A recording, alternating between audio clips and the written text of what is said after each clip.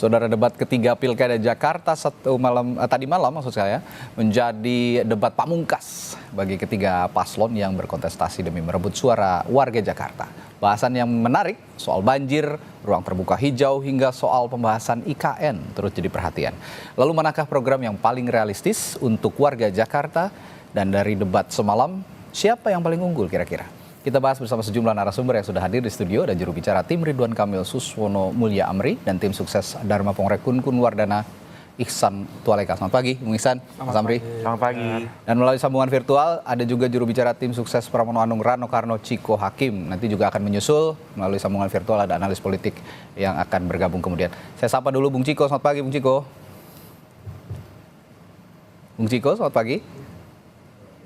Pagi. Oke, baik. Baik. Saya ke Mas Amri dulu. Ini soal atasi banjir, konsep giant sea wall lagi-lagi muncul ya di debat tadi malam ketika mempermasalahkan atau membicarakan solusi penanganan banjir. Ini kan masalah klasik ya. Masalah klasik kalau giant sea wall didorong untuk menjadi solusi utama banjir, bisa dijelaskan kira-kira apa perbedaannya dengan solusi-solusi sebelumnya untuk masalah banjir di Jakarta ini? Iya, jadi masalah banjir di Jakarta kalau pasangan Ridwan Kamil dan Suswono itu menawarkan paket komplit anti banjir.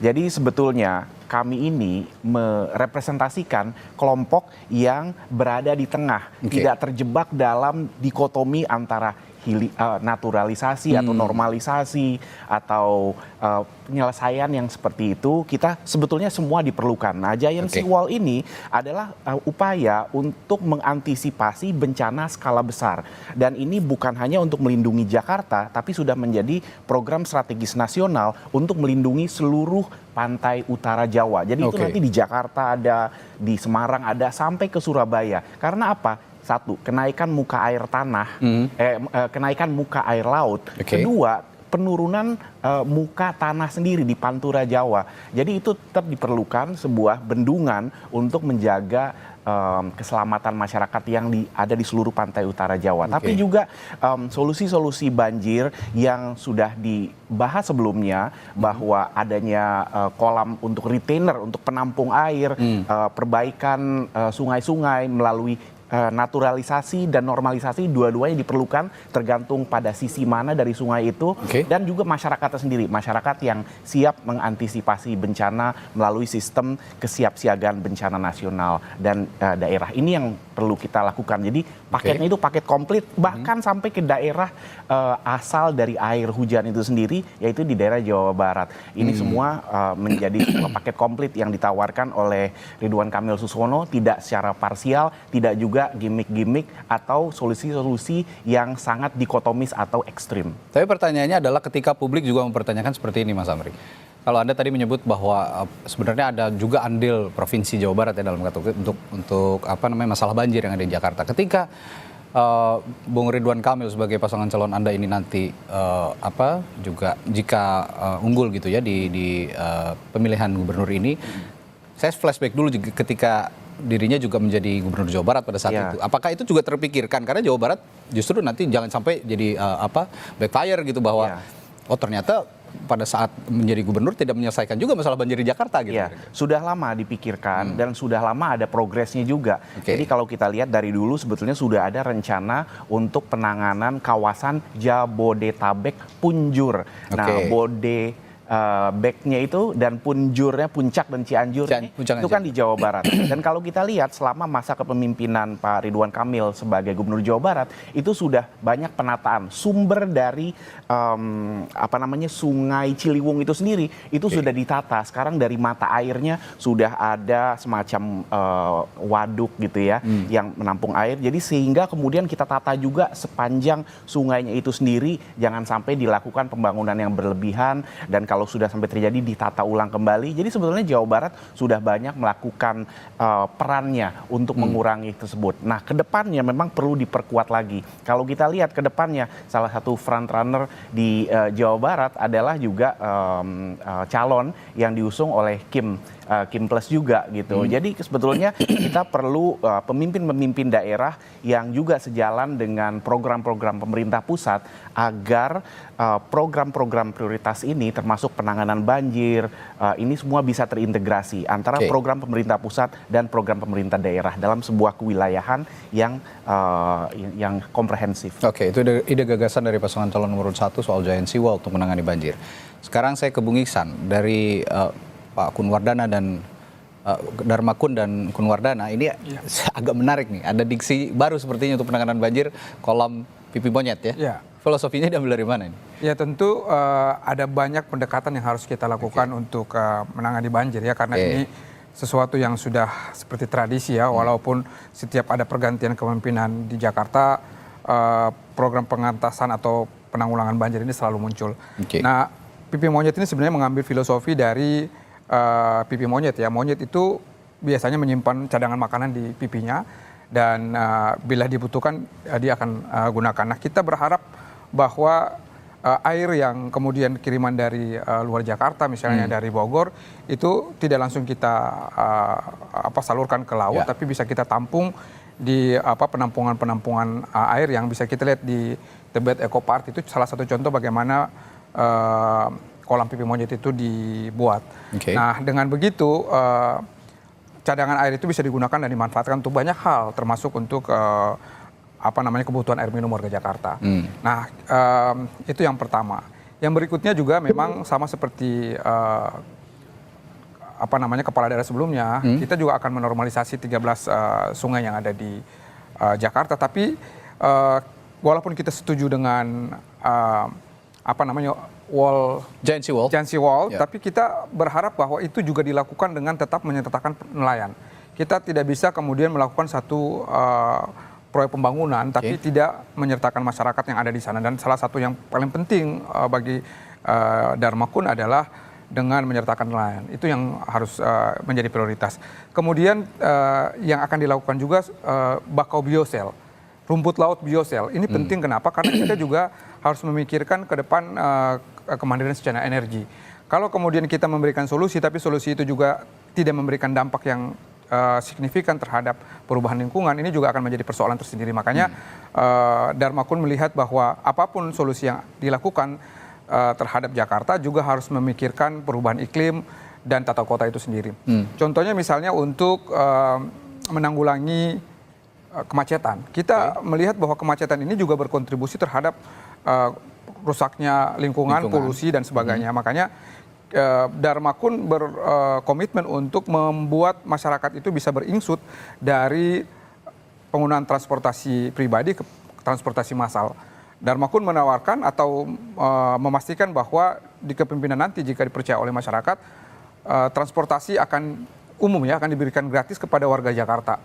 Bukankah sekarang sudah gratis? Banyak yang sudah gratis? Ya, tapi kalau kita lihat LRT, kemudian busway dan seterusnya. Integrasi lah ya intinya ya? Kita integrasi, kita gratiskan bagi warga Jakarta atau berKTP Jakarta. Ini harapannya agar orang-orang yang punya kendaraan pribadi bisa beringsut ke kendaraan umum atau mass transportasi, dengan demikian akan mengurangi volume kendaraan yang ada di jalan. Yang berikutnya yang juga jadi kontroversi yaitu mengurangi traffic light atau lampu merah. Ini banyak sekali orang yang dengan minim literasi menganggap ini program yang tidak masuk akal. Tapi kalau kita lihat di berbagai negara maju, hal ini sudah biasa dilakukan.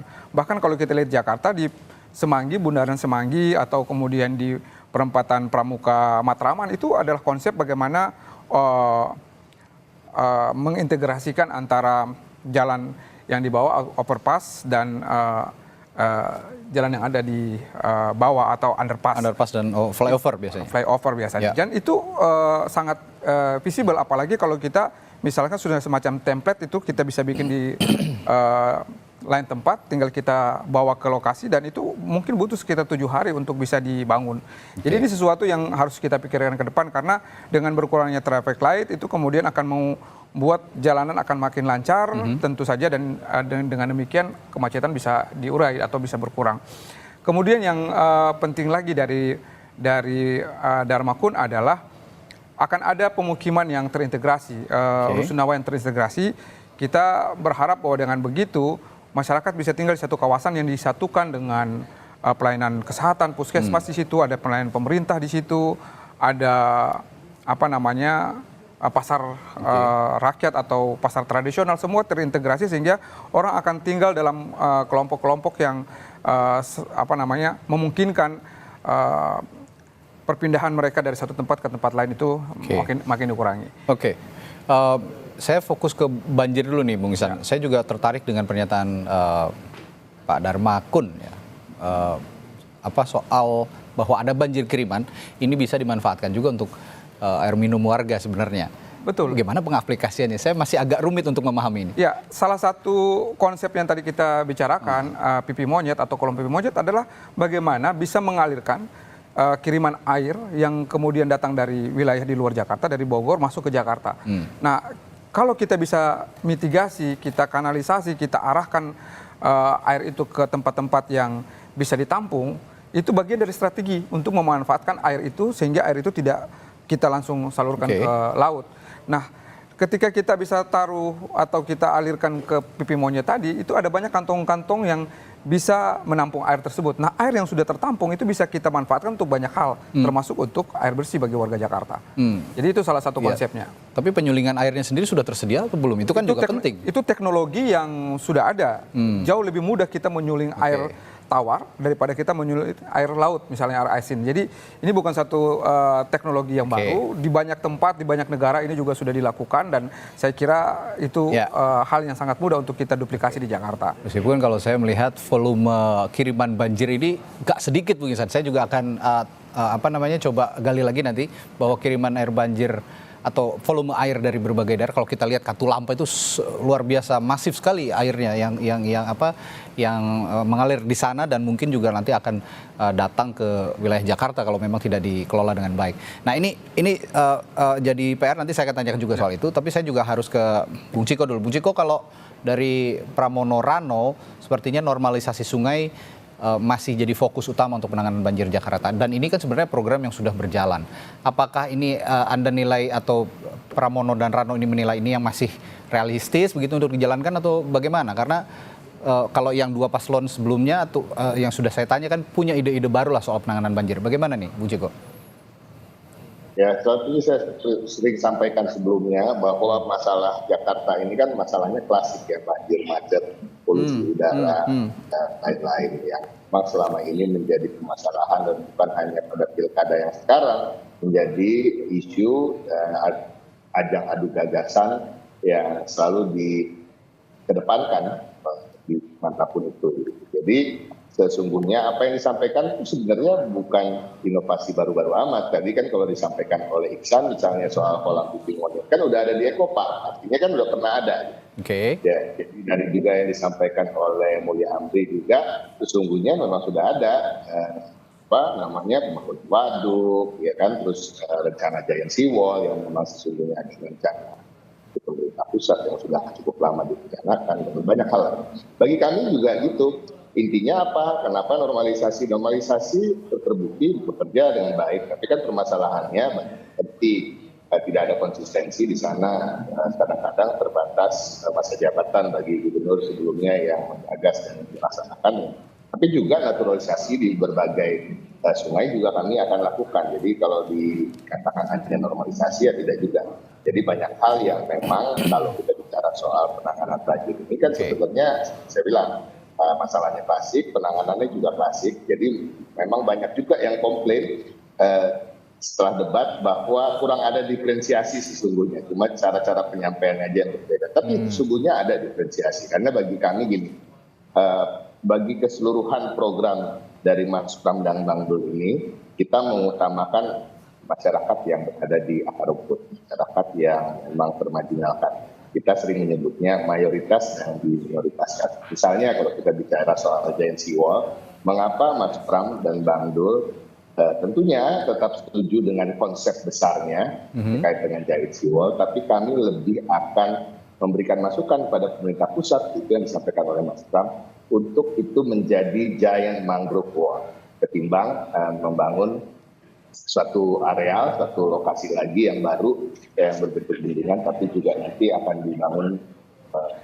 gedung-gedung di sana yang pada akhirnya walaupun disampaikan akan menjadi tempat interaksi sosial bagi seluruh lapisan masyarakat, tapi kami rasa-rasanya meyakini bahwa nanti yang akan lebih menikmati adalah kaum menengah ke atas dan areal itu akan dikuasai oleh korporasi dan developer besar gitu. Jadi sesungguhnya masih ada diferensiasi. Jadi banjir Jakarta ini kita juga harus melihat tidak berbasis data saja atau angka-angka dan peta-peta saja. Karena kalau kita bicara soal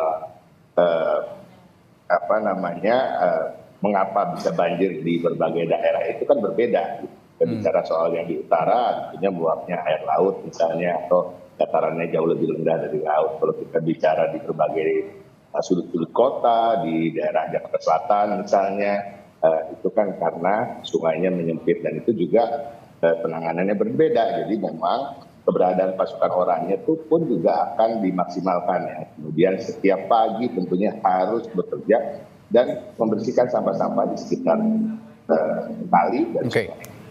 Ya, tapi menggali, ya gimana? Gini, Bung Ciko, ya, terlepas dari apapun janji Mas Pram dan Bang Dul soal penanganan banjir, ini ada yang satu hal yang saya harus tekankan, bahwa janji Mas Pram dan Bang Dul, terutama Mas Pram nih, untuk tidak menggusur warga dalam rangka normalisasi sungai, ini sepertinya agak sulit kalau menurut akal sehat, karena diksi menggusur diganti dengan membina. Sebenarnya sama saja untuk memindahkan orang itu dari bantaran sungai begitu. Karena normalisasi sungai tidak akan terwujud kalau memang warga-warganya tidak yang ada di bantaran kali ini tidak digeser begitu. Bagaimana mewujudkan ini, dan jangan sampai warga yang sudah termakan janji begitu yang dikatakan tidak akan digusur malah kecewa. Ujung-ujungnya kok digusur juga dengan mengubah kata hanya membina saja begitu. Ya, jadi kan memang kita tidak bisa begitu saja mengatakan 100%. Dan saya meyakini kok akan ada penggeseran atau pemindahan dari warga, tapi tentunya mitigasi atau dialog-dialog yang diutamakan. Tadi saya sampaikan bahwa Mas Pram dan Bang Dul kan ingin membangun Jakarta ini dari bawah. Dan kita lihat mayoritas rakyat Jakarta yang sesungguhnya hidup kurang baik-baik saja, kehidupannya tidak layak, ya kami akan memberikan pengertian tentunya, walaupun juga selain tidak harus selalu menggusur, tapi juga bisa menata kampung yang berada di bantaran sungai tersebut. Jadi kan ada juga program yang kami selalu digaungkan juga oleh Mas Pram, kata-kata seperti kampung kumuh gitu.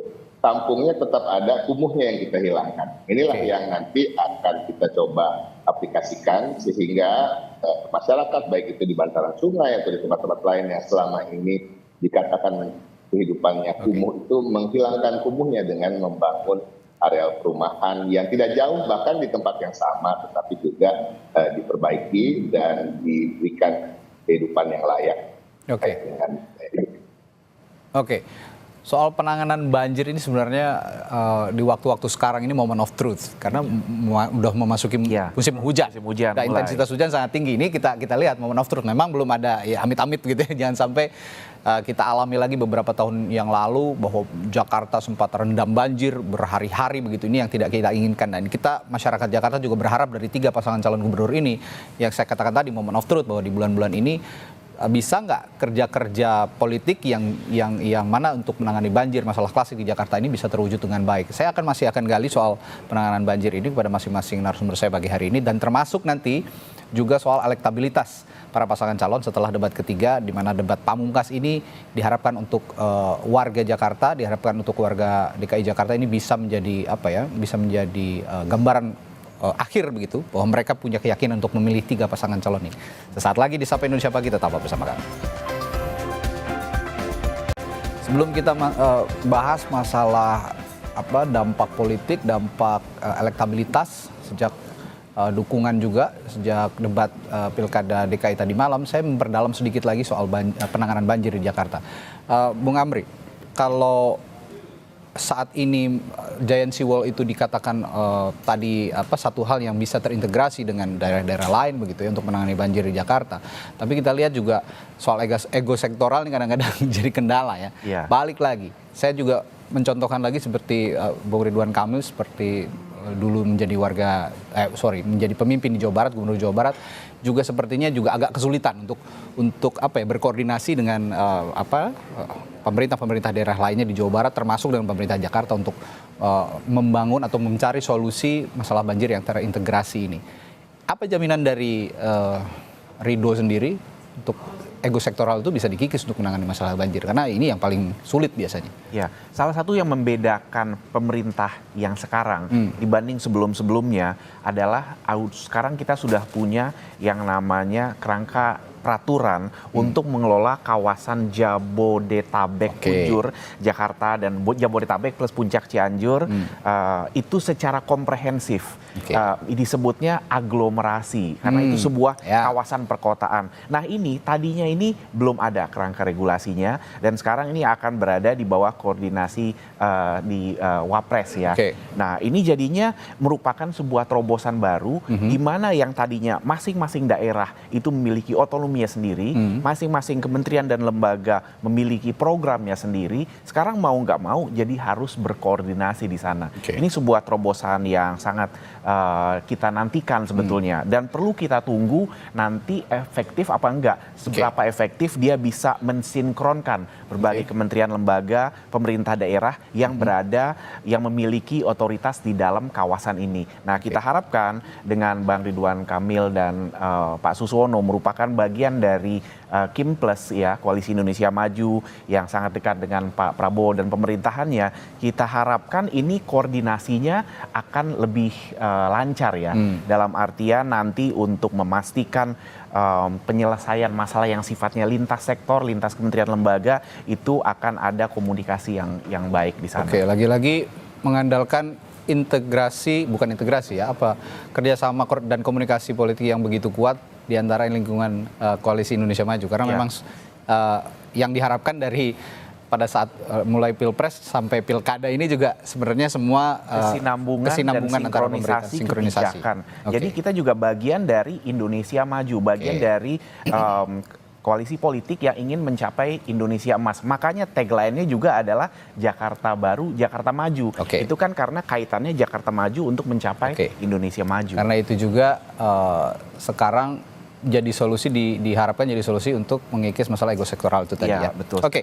Bung Ihsan, saya tadi sebelum jeda juga menyinggung soal ini adalah moment of truth untuk sama-sama membuktikan paslon ini bisa menangani banjir di Jakarta. Nah dengan ide-ide gagasan tadi soal penanganan banjir, apakah juga akan dipraktikkan dalam akhir-akhir ini di musim penghujan yang cukup tinggi di Jakarta, intensitas hujannya cukup tinggi untuk sedikitnya memberikan contoh kasus lah penanganan banjir di Jakarta dari Darmakun. Iya, salah satu yang belum terungkap juga adalah program SA, saling awasi. Jadi tadi sebelum kita on air juga kita sempat bicara bahwa kesadaran masyarakat untuk membuang sampah pada tempatnya menjadi problem yang sangat krusial. Padahal kalau kita ke negara-negara lain, biasanya kita jadi ikut tertib sesuai dengan aturan yang ada di situ. Misalnya warga kita kalau ke Singapura, kita seolah udah menjadi warga di sana dengan tetap tertib pada aturan mengikuti aturan yang dan membuang sampah pada tempatnya. Nah, saling awasi ini adalah salah satu program dari Darmakun untuk memastikan agar masyarakat bisa saling mengawasi. Jadi kita akan integrasikan ini secara digital, di mana bila ada warga yang berhasil mendokumentasikan warga lain yang membuang sampah sembarangan, itu keduanya mendapatkan reward dan punishment. Jadi yang memfoto mendapatkan reward dari pemerintah DKI, yang difoto mendapatkan punishment atau hukuman. Nah, ini kita harapkan bisa mempengaruhi perilaku masyarakat. Jadi ada masyarakat yang agresif untuk bisa mendokumentasikan orang-orang yang masih berperilaku yang tidak baik terhadap lingkungan, dan kemudian ada orang-orang yang berhati-hati atau kemudian menjaga agar tidak melakukan tindakan yang bisa merusak lingkungan. Nah, kalau ini bisa kita lakukan dengan konsisten, kemudian menyertakan partisipasi warga secara baik, perilaku ini akan semakin hari semakin bisa kita rapikan atau kita perbaiki, dan dengan demikian intensitas atau terbuangnya sampah ke tempat yang salah, ke sungai, ke selokan itu akan makin berkurang, dan dengan demikian akan juga mengurangi mampetnya aliran air, dan dengan demikian banjir juga akan bisa kita kurangi. Dan kita berharap sebelum nanti kita terpilih atau dipilih nanti dalam pemilu di tanggal 27 November nanti, kita berharap bahwa masyarakat sudah bisa melakukan itu. Jadi karena tadi disampaikan sekarang udah musim penghujan, kita berharap bahwa dalam kesempatan ini juga masyarakat juga bisa sama-sama menjaga lingkungannya dengan tidak membuang sampah pada tempat yang salah. Bung Ciko, sedikit juga saya tanyakan soal moment of truth itu tadi, bahwa ini sekarang musim penghujan. Mas Pram dan Bang Dul akan bikin contoh kasus nggak penanganan banjir di musim penghujan ini? Maksudnya kalau dalam musim masa kampanye kan belum punya wewenang. Kalau kita bicara Tapi kan soal- kalau misalnya punya program harus ada contoh kasus, itu bisa jadi andalan dong, bisa jadi benchmark dong kira-kira. Ya, itu masukan yang bagus kita kira. Tapi kan pada prinsipnya sekarang kami sedang, ya belum ada wewenang untuk menggerakkan siapapun, kecuali mungkin mengajak masyarakat untuk tidak membuang sampah pada tempatnya, misalnya, atau kemudian mengajak masyarakat juga untuk bekerja seperti apa yang dilakukan oleh pasukan oranye seharusnya, misalnya membersihkan pinggiran-pinggiran sungai dari kotoran, dari lumpur, dan juga supaya sungai ini tidak menyempit, dan itulah juga menjadi permasalahan khususnya di banyak daerah di Jakarta Selatan ya, kalau kita bicara banjir di Jalan Bango, di Pondok Labu, dan di berbagai tempat lain. Jadi pada prinsipnya kalau kita bicara soal penanganan banjir atau apapun yang kemarin dibahas di debat itu kan sebenarnya bisa terangkum dalam subtema yang mengatakan kota yang layak huni gitu ya. Saya rasa semua juga sepakat karena kita bicara soal udara bersih, soal tidak terpapar banjir, dan kemudian bagaimana penataan kota ini juga bisa asri sehingga tidak ada lagi yang kata-kata kumuh tadi, walaupun kampungnya harus tetap kita pelihara karena memang kehidupan masyarakat yang komun atau hidup di dalam komunitas itu adalah bagian dari budaya dari adat istiadat Indonesia sendiri. Jadi segala hal yang terkait dengan apa yang dibicarakan kemarin itu kan sebenarnya terangkum dalam kata-kata kota yang layak huni. Dan ini semua harus dilakukan dengan niat politik yang kuat dan juga good governance, dan ini dibutuhkan pemimpin, sosok pemimpin. Tadi juga pertanyaan yang ke Bang Mulya Amri tadi juga tepat untuk ditanyakan sama semua, karena gini loh, kalau kita bicara terkait dengan pilkada atau pemilihan apapun, terkait dengan kandidasi politik, tentunya kita tidak terlepas dari sosok dari siapa yang maju. Karena kalau bicara soal gagasan, saya rasa Bang Mulya Amri udah cukup bagus gagasannya sendirian dan bisa maju sebagai calon di pilkada manapun ya kan. Tapi kan nggak begitu gitu. Karena apa? Karena harus dilihat rekam jejaknya, apakah di dunia aktivis politik, networknya, jaringannya. Dan saya rasa Mas Pram dan Bang Dul punya kelebihan di hal-hal tersebut. Jadi tadi nanti kalau ada hal-hal yang terkait harus berurusan dengan pemerintah pusat misalnya, saya rasa kedekatan Mas Pram dengan Pak Prabowo juga tidak terbatas. Balik lagi, the man behind the gun ini juga jadi jadi arah penentu gitu ya untuk mengeksekusi kebijakan-kebijakan strategis yang sudah dijanjikan kepada masyarakat Jakarta. Nah, sekarang saya akan beranjak ke analisis politik setelah debat pamungkas tadi malam. Sudah bergabung juga bersama kita analis politik dari Trias Politika Strategis, Mas Agung Baskoro. Mas Agung. Ya. Pagi Mas Agung. Ya, langsung nih Mas Agung, saya tanya. Setelah debat pamungkas tadi malam, yang menurut Anda paling bisa meyakinkan masyarakat Jakarta untuk memilih pasangan calonnya masing-masing, dari mana saja nih kira-kira yang paling bisa meyakinkan? Iya, kalau pertama saya melihat debat kemarin itu awalnya santuy Mas Radi ya semuanya gitu. Tapi lama-lama kok makin ngegas ya, makin ngejos gitu ya. Tapi memang di antara cagup-cagupnya ya, RK dengan Mas Pram seperti itu. Jadi kalau wakilnya sih asik-asik aja, Pak Suswono, Pak Kunwardana, Pak Rano gitu ya. Jadi saya melihat memang nggak bisa dipungkiri ini ada kaitannya dengan elektabilitas Mas Pram dengan Bang Rano yang punya tren kenaikan seperti itu. Sementara RK juga mulai naik tapi masih dalam kondisi tertinggal seperti itu. Sementara Pak Dharma Pongrekun dan Pak Kunwardana ya memang harus banyak lebih bekerja keras untuk mengejar ketertinggalannya. Sehingga debat kemarin menjadi momen yang sangat krusial untuk membalik atau bahkan mengejar ketertinggalannya. Tapi kalau ditanya bagaimana hasil debat secara keseluruhan, overall saya bilang masih margin of error Mas Radi ya. Memberikan poin di mana Mas Pram, Mas Rano lebih unggul dibanding RK Suswono seperti itu. Oke, jadi masih ada masih ada celah sebenarnya untuk saling menyalip begitu ya Mas Agung ya? Persis, seperti halnya survei di elektabilitas ya. Jadi masih margin of error, semuanya masih harus bekerja keras sampai akhir, sampai ujung, jangan sampai lengah terlena dengan raihan apapun di survei, di debat kemarin dan seterusnya. Karena ujung dari kemenangan Pilkada Jakarta itu adalah kerja semua elemen ya Mas, di udara, di darat, bahkan lobby-lobby di laut seperti itu sampai Queen dan Kingmaker-nya turun tangan juga seperti itu. Oke, ngomong-ngomong Kingmaker, ini juga menarik nih. Ada yang diklaim didukung anak abah katanya, masa loyalis dari Anies Baswedan, mantan gubernur Jakarta. Lalu juga ada yang dekat dengan Ahokers. Ini masa yang mendukung mantan gubernur Jakarta dulu Basuki Cahayapurnama. Ada juga yang didukung oleh Presiden Jokowi, presiden ke-7 kita. Katanya ini Bang Ridwan Kamil dan Suswono punya kedekatan begitu ya dengan Pak Jokowi, termasuk dengan Presiden Prabowo. Saya tanya ke masing-masing narasumber saya, kalau soal elektabilitas tadi sudah katakanlah di pasangan calon nomor 3 nih Bung Ciko, ini kan sudah ya relatif unggul lah begitu ya kalau dari hasil survei, tapi nggak boleh jumawa dong dengan juga mengklaim ada dapat dukungan anak abah atau ahokers. Gimana cara menjaga suaranya supaya stabil terus bisa tetap di atas begitu kira-kira sampai nanti pencoblosan, Bung Ciko?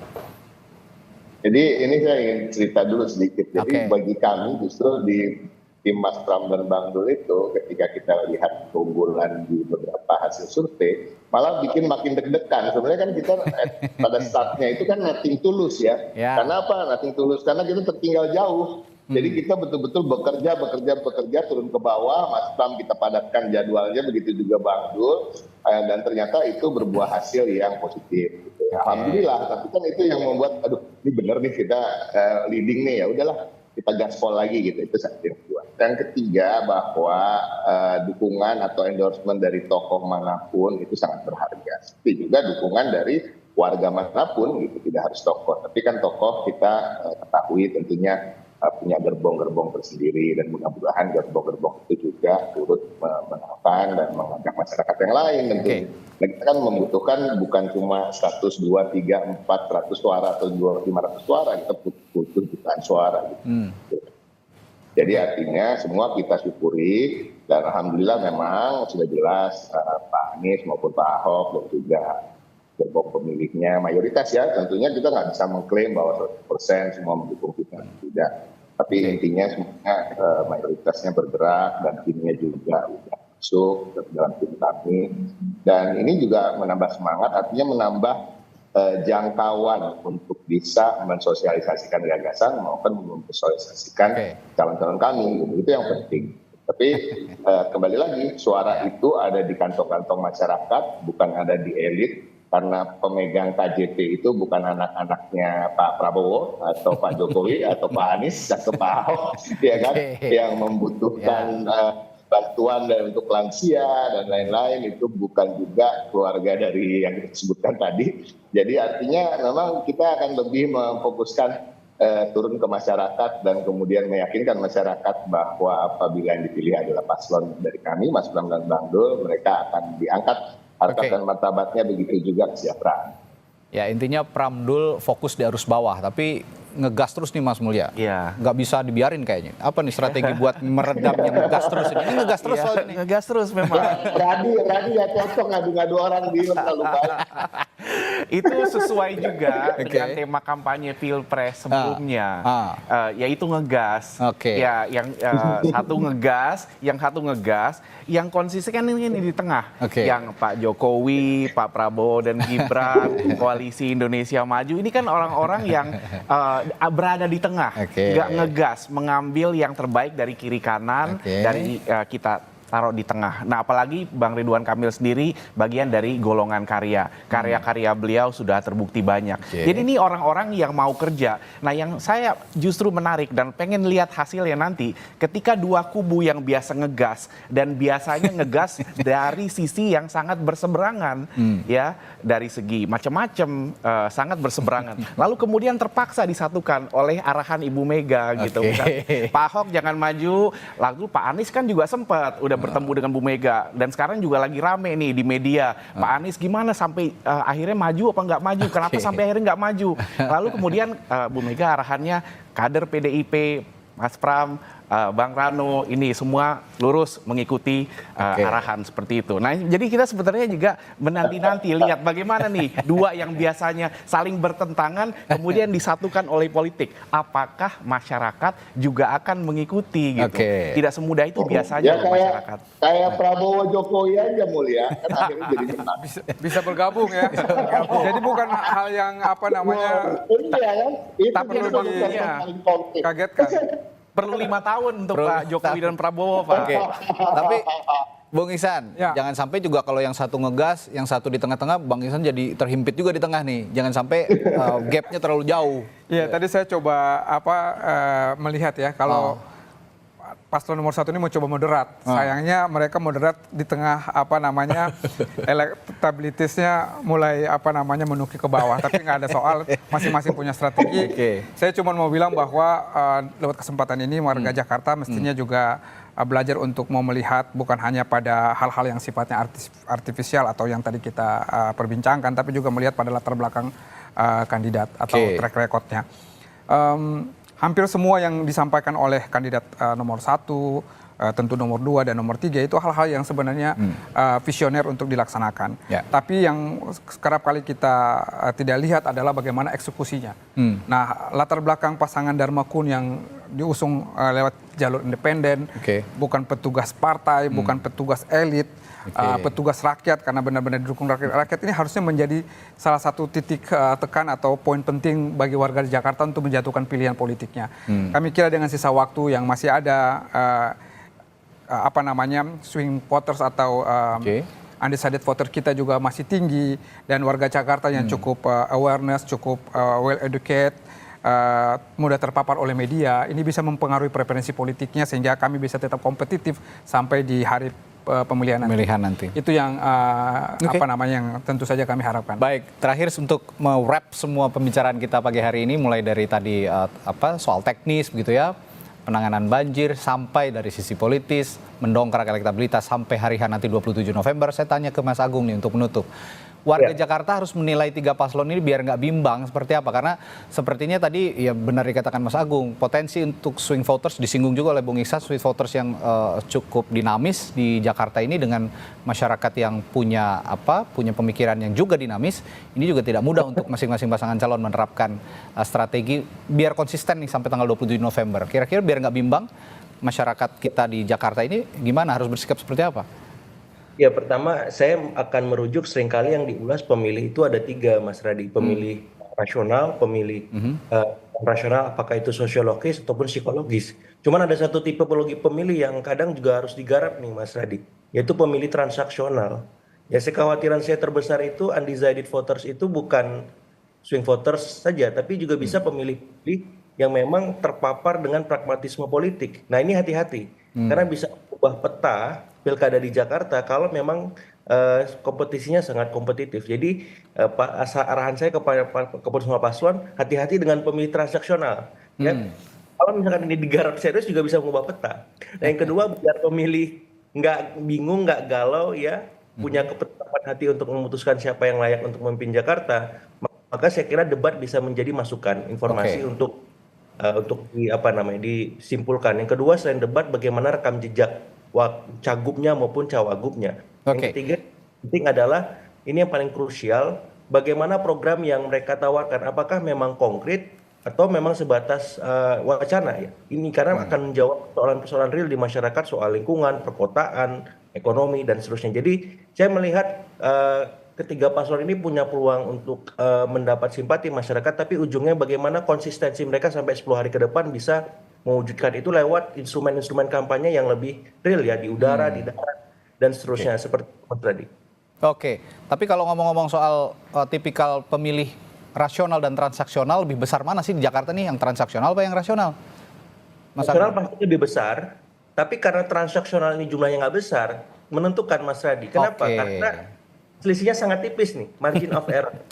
Jangan dilupakan, jangan nggak dianggap apakah nanti bentuk transaksional berupa program supaya demokrasi kita sehat, ya, tidak fokus kepada materi, dan bagaimana membarter nalar mereka supaya mereka nggak merusak ya. Tapi yang jelas ini krusial di lapangan ya, di momen-momen pilkada akhir ini, karena mereka bisa menentukan siapa yang menang dan kalah. Seperti itu, Mas Radi. Oke, dan saya mengklaim sebelum ini disclaimer dulu, saya pemilih rasional dan saya punya hak pilih di tanggal 27 November sebagai warga Jakarta.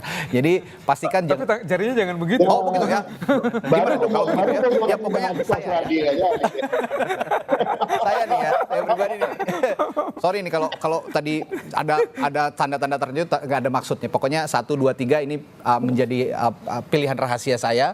Siapa yang akan saya pilih nanti tentu saja akan merepresentasikan juga Jakarta 5 tahun ke depan. Jadi pastikan Anda juga warga Jakarta jangan sampai terlewat 27 November tadi memilih 3 pasang calon yang sudah dijelaskan visi misinya oleh bapak-bapak yang pagi hari ini saya undang untuk menekankan lagi mana visi misi yang paling fit, yang paling cocok untuk hati nurani Anda sekalian sebagai warga Jakarta dan yang kira-kira bisa membangun Jakarta lebih baik lagi 5 tahun ke depan.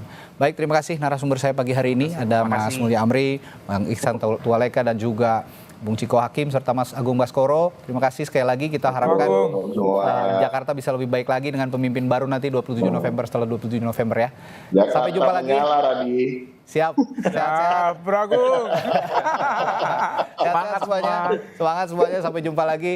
Sampai nanti kita tahu siapa pemimpin Jakarta 5 tahun ke depan. Sampai jumpa lagi.